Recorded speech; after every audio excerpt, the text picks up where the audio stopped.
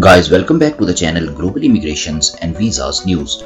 In this video, we will talk about the Canada's new work permit pathways for dependent children of a certain age. So before we begin, if you are new to this channel, please hit the like button and press the bell icon to subscribe to this channel, where you will get the detailed and updated information about the latest immigration policies and visas opportunities of all major destinations, including the UK, USA, Canada, Australia, New Zealand, Italy, and much more. Folks, Canada recently announced a new policy that allows dependent children of temporary foreign worker TFWs to be eligible for work permits. This measure aims to address the ongoing labor shortages in the country and provide more opportunities for families to stay together and integrate into a Canadian community. Guys, under the new policy, family members who meet certain criteria will be eligible for a work permit. This includes spouses, common law partners, and dependent children of work permit holders who are in a job of any training, education, experience, and responsibilities tier, category, or who are the principal applicants of the temporary foreign worker program or the international mobility program and have an open work permit. Folks, it also includes family members of economic class permanent resident applicants who hold a valid work permit. Folks, the family members of workers in tier 4 or 5 jobs under the low wage stream of the seasonal agricultural worker program and the agriculture stream of the temporary foreign worker program TFWP are not eligible at this time. Guys, here something is noteworthy that tier categories from 1 to 5 explain to the amount of kind of training, education, experience, and responsibilities required to work in an occupation. Folks, previously work permits were only available to spouse and family members of principal applicants of a work or study permit program that were either in high-skilled occupation or international students. By extending work permits to the spouses, dependents, and common law partners of TFWs, Canada aims to improve financial stability and make it easier for families to integrate into their communities, while adding to the Canadian labor force through untapped talent already living in Canada. Guys, now let's talk about the eligibility criteria for the said program. A dependent children refers to a child who is either your own, your spouse's, or your common law partners. To be eligible for the program, your children should be below 22 years old and unmarried and without a common law partner and cannot support themselves due to a physical or mental condition. Guys, if the child is 22 years or older, they qualify as dependent if they have been reliant on their parents' financial support since before turning 22 and cannot support themselves due to physical or mental condition. These medical conditions must persist until the application processing is complete. Folks, for children whose age eligibility was established on or before October 23, 2017,